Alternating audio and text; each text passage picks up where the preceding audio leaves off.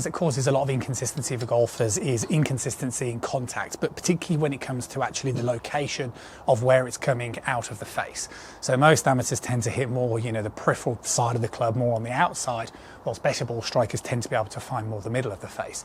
The reason for this comes very much down to swing plane. So better golfers understand, if I put that down to represent my target line, better golfers understand that as they take the club back, they're trying to get the club shaft to go back in a straight line. So as that club shaft goes back in a straight line like so, this is what basically takes the club up our plane line. And if I can get the club going up the plane line, I've got a better chance of it coming down the plane line. And if I can do that, I've got a much better chance of finding the centre of the club face. Now, the wrist move that comes into this is really key, because the feeling is, if most amateurs tend to move in this way, and that's why then they start to struggle with the contact. So what you want to do is you want to get the sensation that the shaft is moving completely in a straight line as you take this club to the side of you.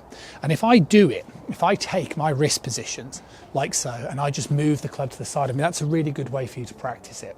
And what you should feel is the way that, like so, the way that the club goes nice and straight back. Okay, club shaft goes straight through that line, and then all you've got to do is just incorporate a subtle bit of wrist hinge into that movement.